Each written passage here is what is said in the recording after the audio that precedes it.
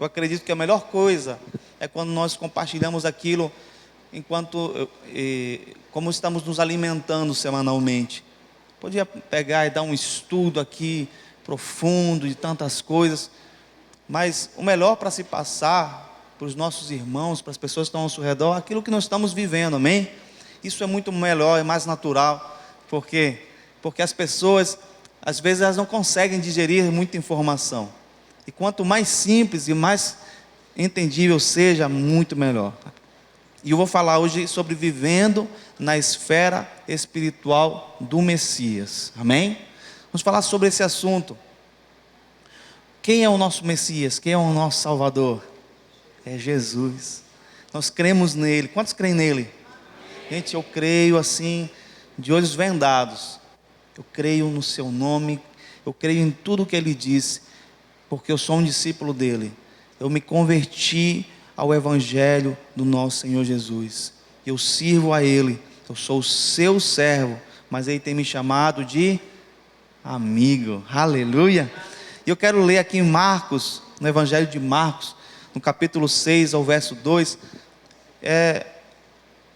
que diz assim: e chegando o dia do sábado, ele começou a ensinar na sinagoga, e muitos ao ouvi-lo se admiraram, dizendo: de onde lhe vêm estas coisas? E que sabedoria é esta que lhe é dada? E como estas poderosas obras, milagres, são feitas por suas mãos? Então, Jesus, ou Yeshua, como era conhecido pelos judeus, porque esse é o seu nome em hebraico, né? Ele exercia esse ministério na terra. Nós temos escutado a história sobre o Messias, como ele veio, né? No Natal sempre recordamos que ele veio da família, né, de José, de Maria. Sabemos toda essa história. Ele cresceu como uma criança normal, como todos nós crescemos. Mas a diferença é que o Espírito de Deus estava nele, e ele tinha autoridade em tudo que ele fazia. Era um menino cheio de sabedoria, cheio de entendimento, e a palavra de Deus diz que ele foi como cordeiro, não houve pecado sobre ele, cordeiro, como um cordeiro puro, ou seja, ele não pecou, ele não errou, ele se manteve fiel ao Pai até o fim. Então ele exerceu esse seu ministério a partir dos seus 30 anos, e em seu ministério, ele tinha duas coisas, ou vamos dizer, dois itens importantes. Primeiramente é a verdadeira compreensão das Escrituras. Jesus Cristo entendia plenamente as Escrituras. Eu posso ser a pessoa que estude por muito tempo, anos e anos, mas nós não vamos chegar à plenitude da sabedoria que o nosso Senhor tinha. Ele tinha um entendimento completo sobre as Escrituras, tanto que existiam os sábios daquele tempo, os mestres, e quando ele falava, eles nem compreendiam o que ele dizia, se perdiam em suas próprias palavras, porque eles liam, mas não compreendiam. Ele mesmo dizia: vocês falam sobre Moisés, mas Moisés falou sobre mim. Se vocês soubessem ou entendessem o que Moisés disse, vocês saberiam sobre mim, porque Moisés falou sobre mim. Então, eles eram apenas pessoas que tinham sabedoria, uma sabedoria humana, uma sabedoria, às vezes eles interpretavam com as suas filosofias até, né? Mas também tinha fora as suas ideologias, né, religiosas daquele tempo. Mas Jesus, ele tinha uma compreensão acima deles, porque ele tinha autoridade naquilo que ele falava. Então, a verdadeira compreensão das Escrituras era um dos itens do ministério de Jesus. E a outra é o poder de Deus se manifestando de maneira sobrenatural. Então, tinham muitas pessoas que sabiam muito naquele tempo, mestres que sabiam muito, mas não tinham essa autoridade sobrenatural. Jesus fazia tantos milagres, tantas maravilhas naquele tempo, que as pessoas ficavam perplexas, como ele conseguia fazer isso, né? Ele nos dá aqui dois itens importantes, como vimos. Qual é? Primeiro item: ele entendia plenamente, ou compreendia plenamente as Escrituras. E em segundo lugar, se manifestava na vida dele, de maneira sobrenatural, o poder dos céus. Então, por que é importante nós compreendermos esses dois itens? É importante para nós, para que nós não caiamos em equívoco. Quando algo é de Deus, as palavras que saem da boca do homem de Deus têm que ser entendíveis. Ela tem que iluminar os nossos corações. E também o Espírito de Deus tem que se fazer real, a sua presença tem que se fazer real através das palavras que são ministradas, amém? Você também, para não cair em equívoco, é importante você compreender a palavra de Deus, mas você também sentir a presença de Deus, sentir o Espírito de Deus na sua vida. Se uma pessoa ela não conhece as Escrituras, com certeza ela vai cair em erro, mas também se não conhece o poder de Deus, também vai errar na vida. Então nós precisamos desses dois itens diários em nossas vidas, amém? Então nós precisamos ler a palavra de Deus todos os dias. Quantos fazem isso? Não precisa levantar a mão, só responda para o seu coração. Eu faço isso todos os dias, eu leio a palavra de Deus, amém. Pastor, estou até lendo, já estou a 4ª vez que eu estou lendo a palavra de Deus, esse é o 5º ano agora e tal, vou quebrar meu recorde Guinness Book Castanhal. A pessoa começa a fazer esses quebras de recordes. Um tempo atrás, eu li muito a palavra de Deus assim, todo ano eu li a palavra, Quando criança, assim, até os meus 12 anos, eu já tinha lido assim, umas 4 vezes a Bíblia inteira. Mas aí eu comecei a compreender que eu lia, sabia muita coisa, mas eu não conseguia examinar, você está entendendo? Eu não pegava aquelas escrituras e começava a ler e aprender e buscar ali. Então, não é questão somente de eu ler a palavra de Deus, mas Jesus aí compreendia porque ele examinava, porque mesmo ele estando ali como homem natural, tenho certeza que todos os dias, todos os sábados ele estava ali na sinagoga, certo? Sentado, escutando e aprendendo. Olha só, em João 5,39, Jesus aí nos manda examinar as Escrituras. Olha o que ele diz: examinai as Escrituras, porque pensais ter nela a vida eterna, e são elas que dão testemunho de mim. Jesus Cristo nos diz para que nós examinemos as Escrituras todos os dias, porque as Escrituras vão dar testemunho dele para nós todos os dias. Porque o homem ele tem essa facilidade de se esquecer em quem crê. As dificuldades, as tribulações diárias nos levam a olhar para trás muitas das vezes, nos levam a retroceder. E ele está dizendo aqui que se você lê, se você examina as Escrituras, todos os dias você vai entender, você vai aprender dele. Como a pregação, a ministração não tem a ver sobre muitas, no caso, simbologias que a palavra de Deus fala sobre Jesus, mas se nós lemos desde da Torá, desde o Antigo Testamento, que nós leamos, o Messias está em tudo lá. Jesus, ele está sendo representado em tudo, desde o início da criação, ele estava lá, ou seja, as Escrituras falam dele. Quantos podem dizer amém? Fala, que coisa maravilhosa. Então precisamos examinar as Escrituras, porque se nós examinamos as Escrituras, nós não vamos ser levados por qualquer vento de doutrina. Em Atos 17:11, diz uma história ali, vou até ler um trecho que diz assim: estes foram mais nobres do que os de Tessalônica, pois receberam a palavra com toda a prontidão da mente, examinando diariamente nas Escrituras, se estas coisas eram assim. Então, quando eu leio esse trecho, fala de uma história, onde Paulo e Silas, eles vão a Tessalônica, e aí eles, por 3 sábados seguidos, porque como judeus, eles iam todo sábado às sinagogas, e eles começavam a pregar o Evangelho lá, liam os textos. Quem não sabe, semanalmente os judeus leem uma porção semanal da Torá, que chama-se Aliá, certo? Aliá diária e uma porção semanal. E eles leem também os textos proféticos. Mas depois que é lido tudo isso, se é aberta a oportunidade para que alguém explane aquilo que está sendo lido ali.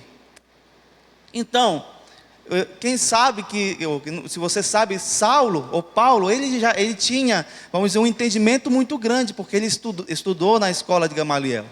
Então ele tinha a oportunidade de subir naquele, vamos dizer, no púlpito ali da sinagoga e expressar a palavra, né, que no caso o Espírito estava lhe dando. Só que 3 semanas seguidas ele começou a ministrar nas sinagogas, e assim, como é que eu posso dizer, ele começou a ensinar de uma maneira arrasadora lá. Gente, arrasadora, a palavra de Deus diz no original ali, que foi arrasadora. Por que arrasadora? Toda vez que ele falava de algo, vinham as pessoas contestando dos assentos, falando assim, não, e por que isso? Igual como acontecia com Jesus Cristo, quando ele falava algum assunto, e os fariseus, eles, como se diz, retrucavam, né, a palavra, também faziam lá em Tessalônica, e começavam, né, a retrucar as palavras de Paulo, só que eles sempre tinham uma resposta, porque Paulo examinou as Escrituras desde cedo, desde criança, e ele sabia. Gente, se tinha uma pessoa que podia dizer que Yeshua, que Jesus não era o Messias, era Paulo, porque Paulo era um judeu nato, que entendia a Torá desde o início, estudou nas escolas, né, na escola de Gamaliel, ele sabia de tudo, mas ele procurou e viu que tudo se encaixava. Olha que coisa fantástica, tudo que ele falava se encaixava com o Messias, as festas se encaixavam com o Messias, os sacrifícios do povo no passado, no templo, se encaixava com o Messias, tudo se encaixava com o Messias, a descendência vinda desde Abraão, de Isaac, de Jacó, as 12 tribos, desde Davi, tudo se encaixava com o Messias. Ele conseguia provar, e eles não tinham respostas. Olha que coisa fantástica, ninguém tinha resposta, porque sempre tinha uma pergunta, ele respondia, eles não conseguiam dar uma réplica, né? Ou a réplica. E aí, né, nesse meio desses 3 sábados, muitos judeus, na verdade não muitos, mas poucos deles em Tessalônica, se converteram e entenderam, conseguiram compreender. Alguns, só que outros não. Outros eles não entenderam. E aí eles começaram a fazer um alvoroço, né? Começaram a fazer ajuntaram pessoas ali para fazer um problema, como diz como estava falando o pastor lá do Rio de Janeiro, um barraco ali, né? Foram atrás de Silas, foram atrás de Paulo, entraram na casa de um irmão dele chamado Jason, não sei como o nome se diz, e aí eles começaram a inventar histórias sobre Paulo e sobre Silas, dizendo que eles estavam anunciando um rei, né, em Roma, que não era César. Então, como eles perderam nas Escrituras, começaram a inventar outras coisas para tentar acusar. E aí, né, foram presos, conseguiram pagar a fiança, mas saíram de lá e foram para Bereia. Foram também nas sinagogas da Bereia, onde tinham os mesmos judeus que estudavam. Só que havia uma grande diferença entre os judeus que examinavam as Escrituras de Bereia para os judeus de Tessalônica. Por quê? Diz assim, no Atos 17:11, estes foram mais nobres dos que os de Tessalônica. Está falando aí dos judeus de Bereia, porque eles escutavam Paulo ministrar a palavra de Deus, afirmando que Jesus é o Messias, que ele ressuscitou dos mortos, de que ele era o ungido, é ungido. E eles começavam a escutar a Paulo e examinavam as Escrituras e viam que tudo batia. Olha que coisa fantástica. Eles começaram a ver que tudo dava certo e se converteram ao Senhor Jesus. Aqueles judeus de Bereia. Mas os de Tessalônica, não. Vocês estão compreendendo como é importante examinar as Escrituras? Porque quem examina sem religiosidade, porque quer conhecer o coração do Pai, porque quer conhecer ao Filho, ele examina com humildade, ele busca sempre a correção diária, a disciplina do Senhor. Foi isso que faziam os judeus de Bereia. E com isso aí, creram ainda muitos gregos de Bereia, e ainda mulheres, vamos dizer, de posições assim, mais altas, porque os gregos, né, as mulheres também tinham posições políticas, e se convertem muitas pessoas, por causa do poder da palavra, por causa que eles examinavam as Escrituras. Quando Paulo falava, o outro também confirmava, e o outro também confirmava, e o outro também confirmava. mas sempre confirmando, mostrando na palavra de Deus que aquilo que Paulo estava falando era real, não havia invenção. Por isso muitos creram. E nós sabemos que em nosso meio existem as pessoas que estudam e também aquelas que não estudam. Algumas vão crer no Senhor Jesus com um simples ato de fé, com alguma coisa que aconteça. Outros não. Como é que a gente vai ganhar um ateu, por exemplo, para Jesus? Né? A gente vai ter que convencer. Como é que a gente vai ganhar um filósofo ali? Como é que a gente vai ganhar uma pessoa que tem um outro tipo de religião, que é devota a essa religião e não consegue compreender o plano de Deus para a sua vida? Através das Escrituras, através do entendimento. Então vocês estão compreendendo que Jesus, ele teve um ministério profundo, poderoso, porque ele examinava as Escrituras, ele sabia do que ele estava falando, ele não falava coisa com coisa, ele tinha autoridade naquilo que ele falava, porque ele compreendia as Escrituras, porque todos os dias ele estava comendo do pão dos céus. Aleluia.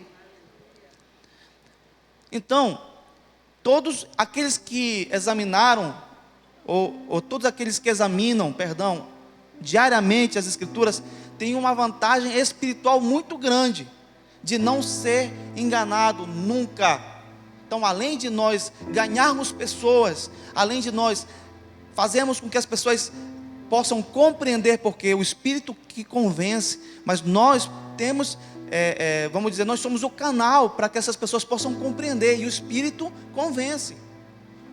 Mas, se nós temos outras pessoas que vêm com ventos de doutrinas, nós não vamos ser enganados, e quem está ao nosso redor também não vai ser enganado, porque eu estarei sempre ajudando essa pessoa a compreender aquilo que está escrito.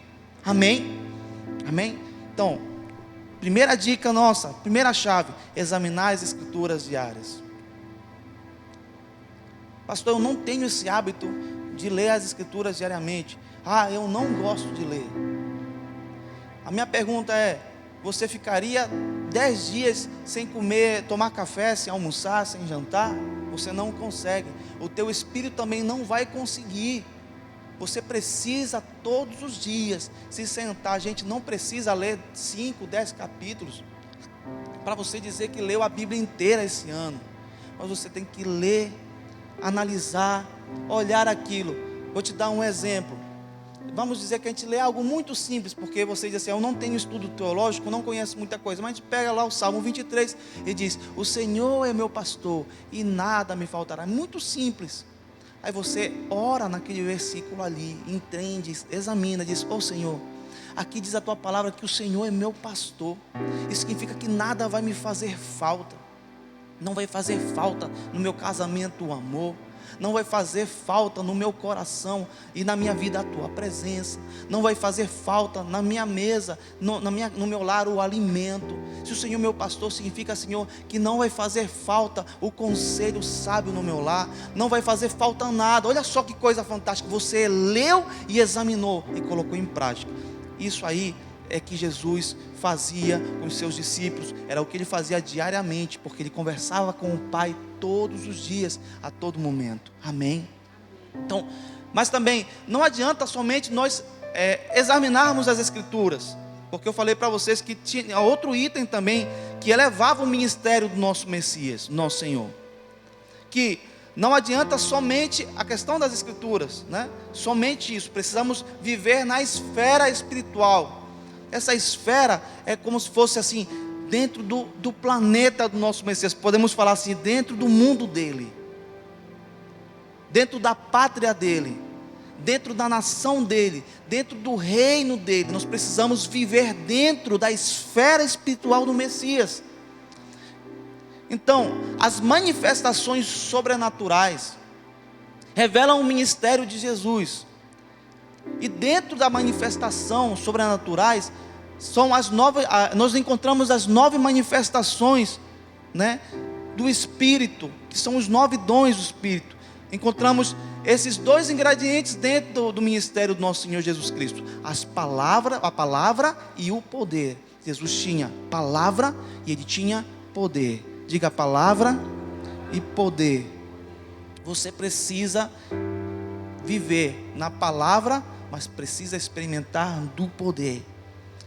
Então, as manifestações são os canais por meio dos quais o Espírito de Deus pode dar revelações de sua luz e manifestação do seu poder. Em Marcos 6, verso 2, nós acabamos de ler que diz: e chegando no dia do sábado, ele começou a ensinar na sinagoga. E muitos ao ouvi-lo se admiravam, dizendo: de onde lhe vêm todas essas coisas? E que sabedoria é esta que lhe é dada? E como estas poderosas obras são feitas por suas mãos? Os milagres estavam presentes na vida do nosso Senhor. No texto de Jó, do 12, verso 13, diz assim, com ele está a sabedoria e o poder, ele tem o conselho e o entendimento. Olha que coisa profunda. Sobre o nosso Senhor estava o conselho e o entendimento, mas também estava a sabedoria e o poder. Quantos estão entendendo a palavra? Estão entendendo? Amém? Então, estas duas coisas, elas foram canalizadas pelas 9 manifestações sobrenaturais que eram operadas por meio de Jesus. Nós encontramos essas manifestações em 1 Coríntios 12, se você quiser ler depois, do verso 1 ao verso 10, fala das variedades de línguas, fala da interpretação de línguas, do dom de curar, de operações de milagres e maravilhas, dom da fé, do discernimento de espíritos, de profecia, da palavra de sabedoria e da palavra do conhecimento. O Senhor Jesus deixou a nós, por meio do Espírito, esses dons, para que eles operassem no nosso meio. Aleluia. Ele deixou isso a nós, porque quando o Senhor subiu, Ele deixou dons espalhados aos homens. Ele deixou isso para nós. Aleluia. Em Lucas 5, verso 15, diz assim: a sua fama, porém, se propagava ainda mais, e grandes multidões se ajuntavam para ouvi-lo e para serem por ele curados de suas enfermidades. Então, eles vinham para ouvir a revelação sobrenatural, mas também eles vinham para receber o poder sobrenatural. Ele diz assim: vocês são luz, né? Não é isso que ele fala? Jesus fala para nós: vocês são luz. A luz, ela precisa brilhar, mas gente, a luz também precisa ter calor. Jesus brilhava, mas ele tinha calor. Ou seja, ele dava o entendimento, mas também tinha poder, ele queimava também. Olha que coisa profunda. Eu preciso ter na minha vida esses 2 itens. Eu preciso ter o poder e preciso ter a sabedoria. Eu preciso examinar as Escrituras e preciso andar na unção. Amém? Todas essas manifestações que vinham por meio do Messias foram ativadas pelo amor, né? Pelo seu amor, em 2 direções. Qual foram as 2 direções? Primeiro, amor ao Pai, porque o Pai foi quem lhe deu essa ordem. Ele deu essa ordem para que ele desse essas coisas. Primeiro, a primeira direção era para agradar ao Pai. Então o Pai deu ordem: vai e leva essas coisas. Ele fez a vontade do Pai. E em segundo lugar, era o amor que ele tinha pelo homem necessitado.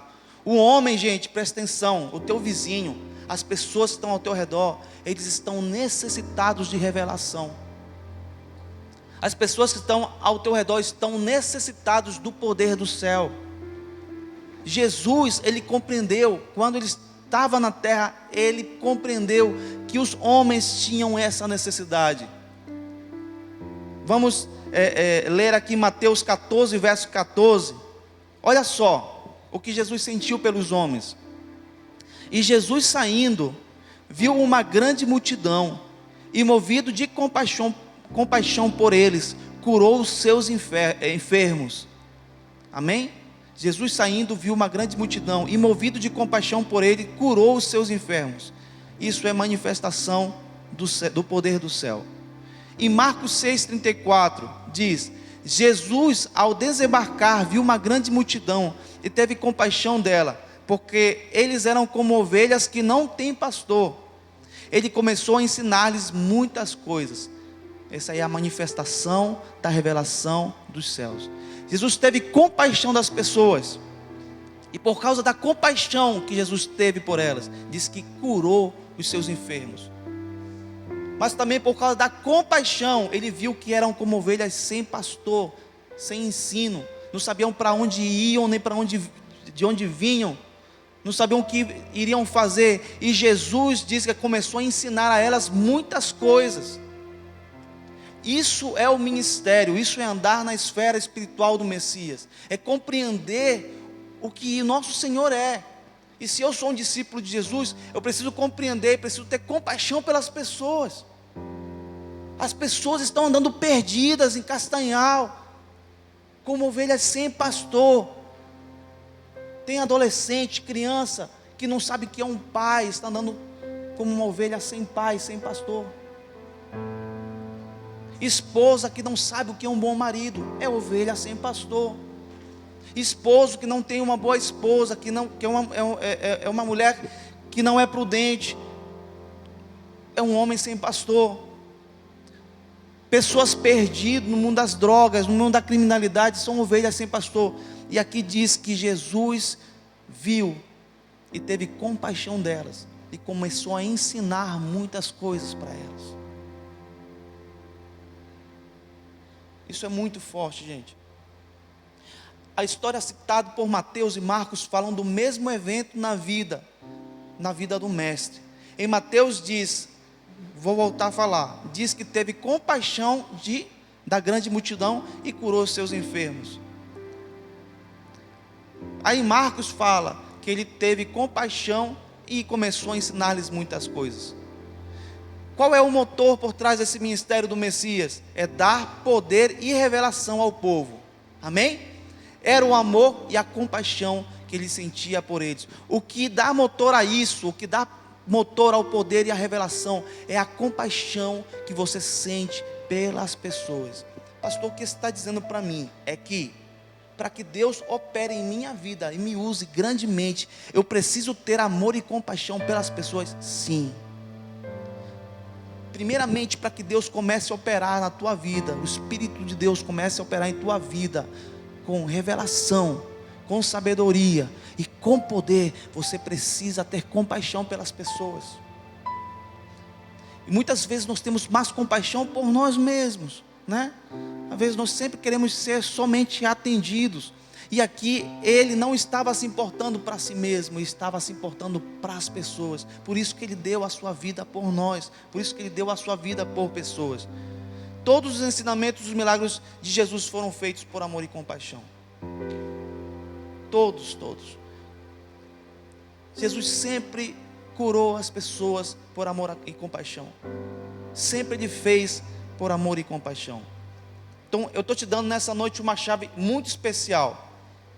Qual é a chave especial? Se amamos as pessoas necessitadas de conhecimento das Escrituras e do poder de Deus, vamos buscar as manifestações sobrenaturais do Espírito para poder suprir as necessidades das pessoas.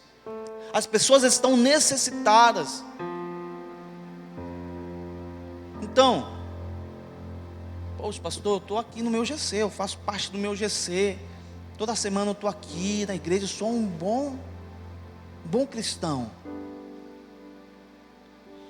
Jesus, ele não estava semanalmente só nas sinagogas. Jesus estava sempre, o tempo todo, ao lado das pessoas. Porque ele queria ensinar as ovelhas sem pastor. Porque ele queria abrir o entendimento das ovelhas perdidas. Na tua casa tem ovelhas perdidas. Dentro do teu lar tem ovelhas perdidas. Onde você está trabalhando tem as ovelhas perdidas. Você tem amor, você tem compaixão por essas pessoas. Você consegue ter essa dor por essas pessoas. Você roga ao Pai por essas pessoas. Você ora por essas pessoas, suplica ao Senhor por essas pessoas. Você lê a palavra e tenta colocar em prática para que essas pessoas possam compreender a palavra de Deus. O Messias teve amor e compaixão, por isso que ele se entregou, se sacrificou por essas pessoas, gente. Só que tem outra coisa mais importante do que essa, ainda mais importante. Muitas pessoas, elas conseguem até escutar a mensagem, conseguem até escutar as escrituras, mas se nas escrituras diz assim, no nome de Jesus, toda enfermidade vai sair.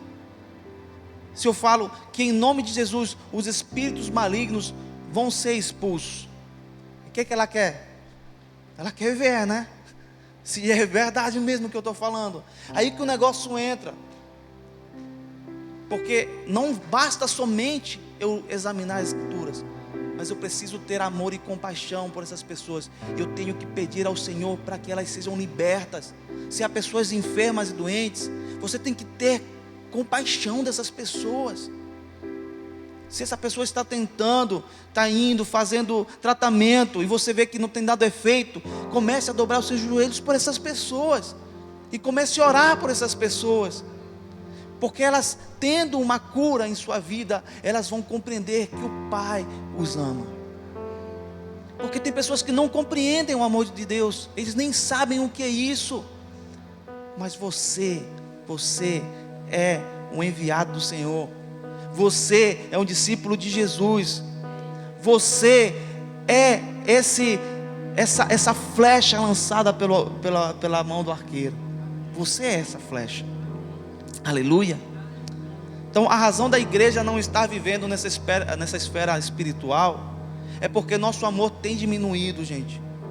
O nosso amor tem diminuído pelos perdidos, pelos sedentos, pelos doentes. Onde estão os doentes? Os doentes, eles não estão aqui dentro do templo. Os doentes, eles dificilmente vão estar na tua casa, apesar que às vezes tem um que pega uma virose e outro mais. Mas onde estão os doentes? No hospital,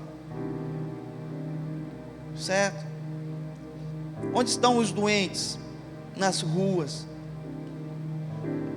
Os doentes também estão na casa do teu vizinho. O teu amor por eles é igual ao do Messias? O teu amor por eles é igual ao do nosso Senhor Jesus? Tu consegues dobrar os teus joelhos por essas pessoas que estão sofrendo? Por essas pessoas que precisam de uma palavra de alento? Você está conseguindo entender o que eu estou te falando?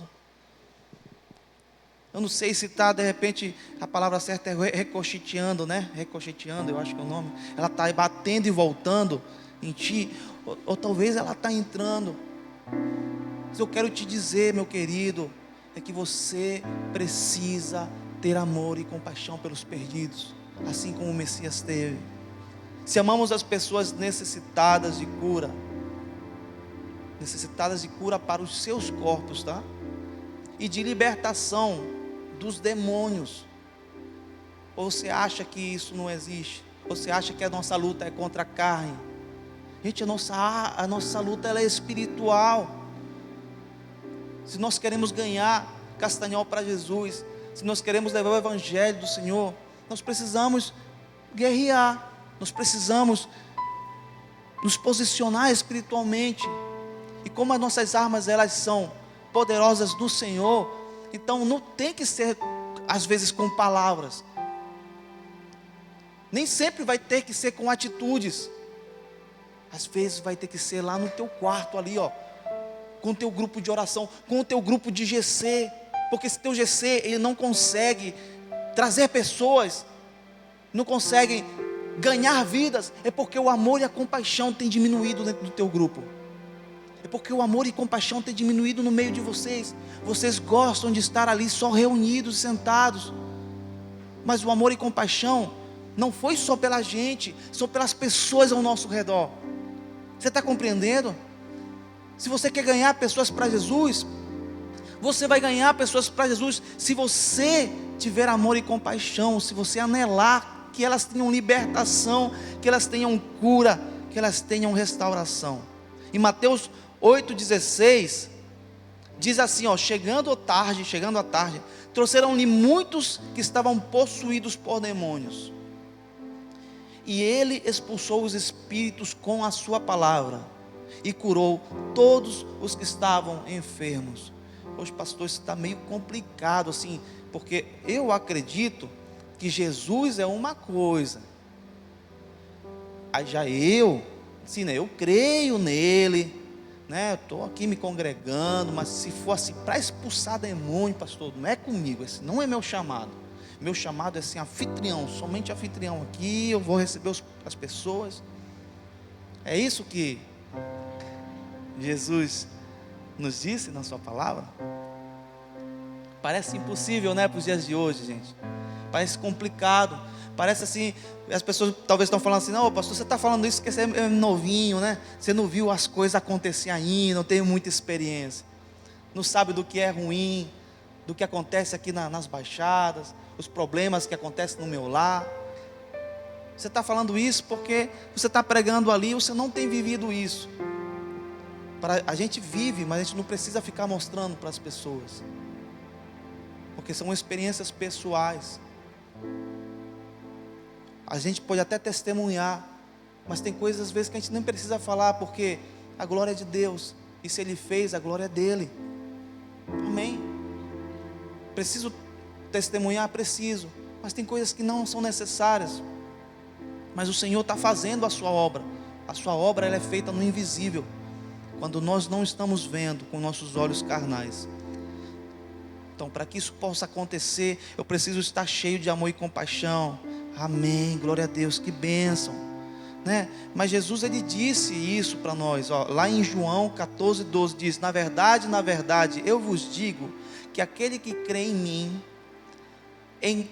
aquele que crê em mim também fará as obras que eu faço, e fará maiores obras do que esta, porque eu vou para o meu Pai. Sabe o que ele está dizendo? Que ele está dizendo assim, que todo aquele que crê nele vai fazer obras maiores do que ele, porque agora ele não estaria mais aqui, ele ia deixar representantes dele aqui. Ele está contando com a gente, ele está contando contigo. Quem conhece as Escrituras é você.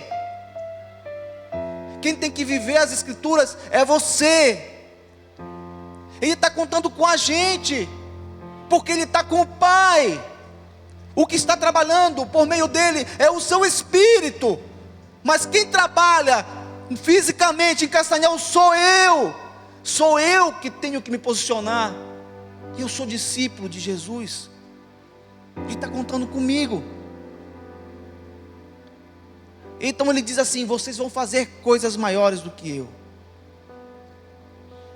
Aí Pedro, como eu já falei de Pedro um tempo atrás, vocês lembram da pregação de domingo, como Pedro ele era, né? Desequilibrado, presunçoso, né? Negou o mestre 3 vezes. Mas quando ele se converteu, tudo mudou. Porque quando ele se converteu, aqui em Atos 5, 14, 16, diz: e muitos crentes no Senhor eram acrescentados, multidões de homens e de mulheres, de modo que eles levavam os enfermos para as ruas, e os colocavam em catres e macas, para que a menos a sombra de Pedro, só a sombra dele, quando este passasse, cobrisse alguns deles. E veio também uma multidão até as cidades circunvizinhas de Jerusalém, trazendo pessoas enfermas e atormentadas de espíritos imundos, e todos eram curados. Digam assim: todos eram curados. O propósito do nosso Senhor Jesus é que todos sejam curados, é que todos sejam libertos, é que todos sejam alcançados. Ele não morreu só pela gente, Ele não morreu só por ti, Ele morreu pelo teu vizinho, Ele morreu pelo cara que está contigo lá no trabalho, Ele morreu pelas pessoas, pelo cobrador de ônibus, Ele morreu por todos, gente, Ele morreu por todos. E aí quando se fala que Ele morreu por todos, Ele está dizendo assim: eu não suporto ver uma pessoa cheia de espíritos, porque eu quero é que o meu espírito esteja nele. Eu não quero ver essa pessoa ali, atormentada, porque eu quero que ela seja livre, porque ela foi feita à imagem e semelhança de Deus. Porque ela é a criação de Deus, porque foi por ela que eu morri. Jesus está falando isso aqui. Aí Pedro entendeu: mas Pedro estava num nível diferente, pastor. Passou 50 dias ali, né, tantos dias ali orando. Quantos dias passou? 10, 12, 15, 20. Orando, até que se manifestasse o poder de Deus. Vou te falar uma coisa. Para que a gente possa se aprofundar no poder do Espírito, é necessário eu trocar somente as prioridades. Somente isso. Pastor, mas está dizendo que eu não tenho que ter uma vida? Não, a gente vai ter uma vida, só que trocar prioridades. Você está compreendendo o que é trocar prioridades? Vamos dizer que você está se alimentando muito mal, e você toma café da manhã às 11, almoça às 4 da tarde e janta às 11. O que está faltando? Você se ajustar, trocar suas prioridades. Aí você vai ajeitar o seu horário, vai comer direitinho, você vai ficar saudável e tudo vai dar certo para você. Aqui o que está falando é isso. É que você precisa trocar suas prioridades e deixar assim, o melhor do seu tempo, não as sobras, o melhor do seu tempo para o Senhor, para o trabalho, para a sua obra. Para que eu possa fazer isso, eu preciso buscar as coisas terrenas, mas também preciso buscar as coisas celestiais, mas de uma maneira equilibrada. Então, não estou lhe falando que você não deve trabalhar, que você não deva se formar, que você não deva fazer. Você precisa continuar a sua lida aqui. Você tem um caminho a seguir, você tem um ministério, você tem uma profissão, você precisa ser alguém nessa terra. Amém? Mas você precisa buscar as coisas celestiais de uma maneira diferente, com amor e compaixão, com propósito celestial, com propósito divino. Não é algo assim tão simples. Vou te falar. Olha só, eu li bastante vezes esse versículo ao longo da minha vida, em Lucas capítulo 16, verso 10 ao 12, que diz assim: quem é fiel no pouco, também é fiel no muito. E quem é injusto no pouco, também é injusto no muito. Geralmente, pastor Emerson, a gente fala assim: então se eu sou fiel no pouco, tá aqui meu dízimo está dando aqui R$1.000, dá R$100. Se eu sou fiel com um dízimo de R$1.000, assim, dá R$100, meu dízimo dá R$100, o Senhor vai me colocar no muito. Eita, aleluia, glória a Deus. Então, quando tiver um salário de 5.000, eu vou dar 500, o Senhor vai me dar de 50.000, e assim eu vou crescendo, e Deus sempre vai me dar em minhas mãos muito mais. Não é esse o pensamento que a gente tem quando lê um versículo como esse? Pastor, mas não quer dizer isso esse versículo? Não, toda vez que você for fiel no pouco, tanto na parte material, o Senhor sempre vai te dar mais, é verdade. Mas aqui o que o versículo diz depois disso, tem um ponto: diz: pois, se não tiverdes sido fiéis com as riquezas injustas. Escuta bem, o nome disso chama-se riquezas injustas. Pode ser 1.000, 10.000, 20.000, 200.000, 10 milhões, quantos bilhões seja, ainda são riquezas injustas. São riquezas injustas. Ele diz assim: se vocês são infiéis, né? No caso, com essas riquezas injustas, quem vos confiará as riquezas verdadeiras? E se não fostes fiéis naquilo que é de outro homem, quem vos dará o que é vosso? Porque Geralmente as riquezas nessa terra, sempre tem alguém ali, tem um sócio, tem um negócio, sempre tem alguém que ganha mais e alguém que ganha menos, sempre vai haver fome, sempre vai ter aquele que eu estou sendo abençoado, oh glória a Deus. Não quer dizer que você é ruim, a sua mesa está lotada, cheia aqui, enquanto lá por exemplo, em Uganda, tem crianças que estão passando fome. Então são riquezas injustas, porque sempre vai haver injustiça. Tem aqueles que vão ter mais abastança, tem aqueles que não vão ter menos. Mas aqui está dizendo aqui, se eu sou fiel, se eu sou infiel, nessas riquezas injustas, aquele que é dono das riquezas reais, verdadeiras, não vai confiar a mim. Esse texto nos ensina que não podemos receber os dons do Espírito se somos fiéis. Não, vou voltar. Esse texto nos ensina que vamos poder receber os dons do Espírito se somos fiéis no econômico. É isso que quer dizer. Se eu sou fiel nas coisas dessa vida, o Senhor vai me confiar os seus dons. Se eu sou fiel nas coisas dessa vida, o Senhor vai me dar as coisas reais, que são os seus dons. Uma igreja que anda em fidelidade no econômico, terá fidelidade em exercer seu sacerdócio e autoridade. Sabiam disso? Se eu sou fiel no econômico, se eu sei lidar com o econômico, se eu sou justo com o econômico, eu vou ter fidelidade para lidar com o real, com a manifestação de Deus.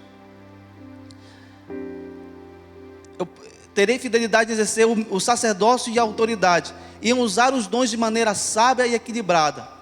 Portanto, se você é fiel nas coisas terrenas, o Senhor te entregará quando perdires os dons do Espírito. Às vezes nós não sabemos, porque não temos nenhum dom para exercer ministerialmente. Pense bem, eu te digo que nosso Deus é zeloso e Ele não vai confiar nas mãos de um mordomo infiel, o que é celestial. Ele não pode entregar uma riqueza celestial nas mãos de um mordomo que serve ao mundo, a essa terra, que serve e se identifica mais com as coisas terrenas do que os céus. O que eu quero te dizer, que se você é fiel, presta atenção, com as riquezas injustas, se você não dá o primeiro lugar às coisas injustas, e você dá primeiramente lugar ao reino dos céus, isso não é o que preenche o teu coração, não é o que te satisfaz, mas é a vontade do Senhor. O Senhor sempre vai te dar cada vez mais os seus secretos. O Senhor vai te entregar cada vez mais a responsabilidade dos céus em tuas mãos. Você vai exercer com autoridade a sua missão, amém? Então comece hoje mesmo a buscar, estou terminando, incansavelmente o reino de Deus. Não se atole com as coisas dessa vida, amém? Eu vou finalizar com essa palavra. Na semana passada o pastor Hudson até falou sobre isso. Quem estava aqui na semana passada? Vocês viram um vídeo fantástico que passou? Uau, que vídeo!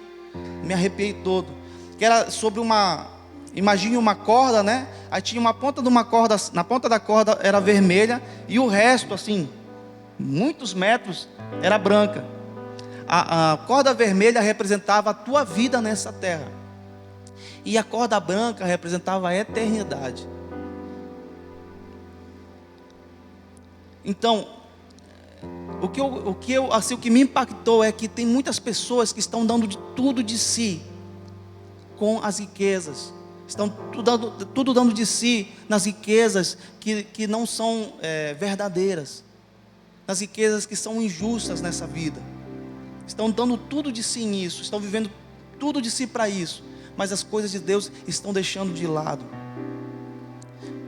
E como é que eu posso fazer isso, pastor? Como é que eu consigo fazer isso? Eu vou finalizar com uma experiência pessoal minha.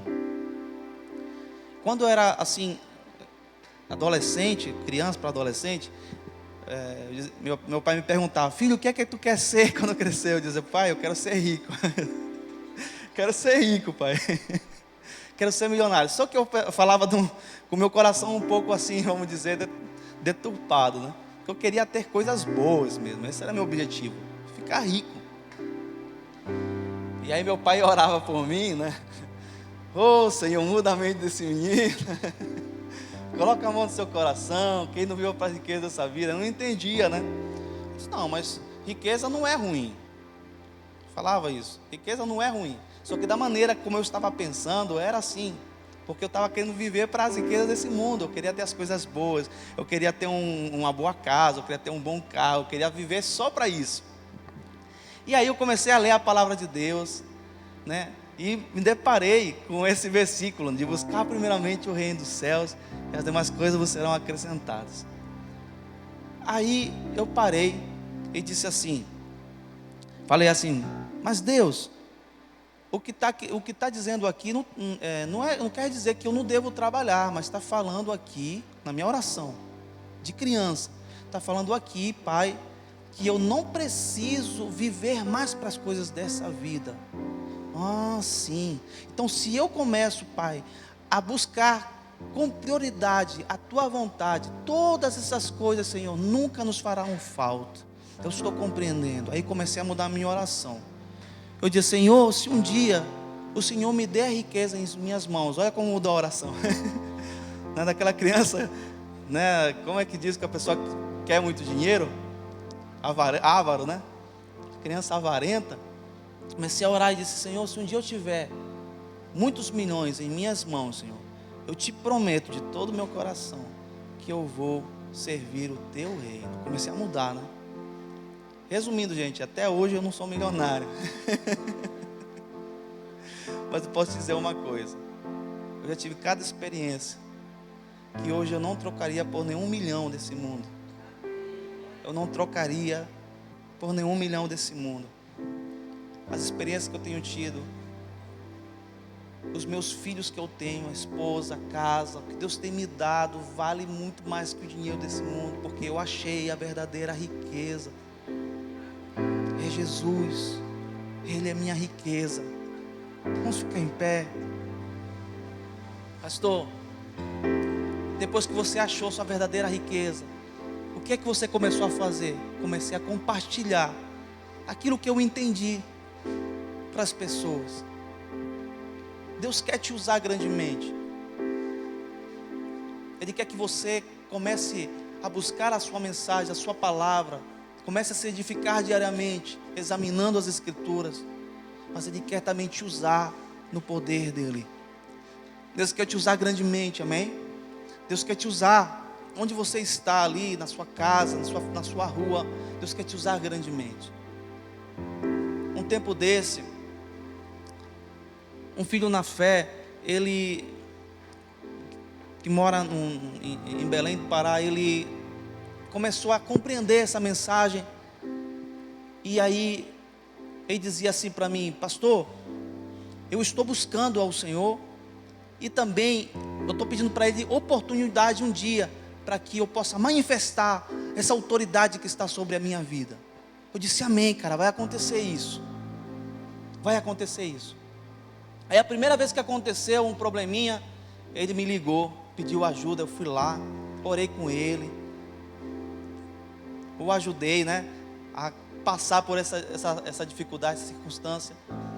A pessoa que estava ajudando converteu, glória a Deus. Depois de novo, outra pessoa estava com outro problema, eu fui lá, ajudei, mostrei, comecei a ensinar e disse assim, olha, dessa maneira, você precisa perseverar. A mesma autoridade que está sobre a minha vida, está também sobre ti, porque você é filho de Deus, você creu no Messias, você creu em Jesus, e Ele disse que você tem poder e autoridade de se chamar filho de Deus. Então você tem essa autoridade sobre ti, porque todo aquele que crê em Jesus, ele terá poder, terá autoridade, ele poderá fazer obras maiores que o nosso mestre. Eu falava isso para ele.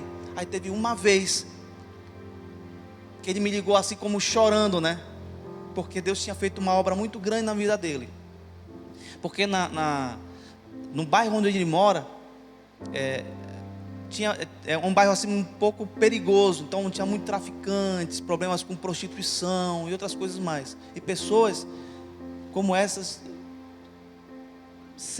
geralmente estão possuídas por espíritos malignos. Então ele foi levar o evangelho para uma pessoa que pediu para ele ir lá levar o evangelho. E nesse momento que ele estava explanando as escrituras, essa pessoa começou a ser liberta. E naquele momento ele caiu endemoniado. O homem caiu endemoniado. E ele disse que ele pensou em me ligar. Só que quando ele pensou em me ligar, ele disse que o Espírito se apossou dele de uma tal maneira, e ele tomou coragem e autoridade.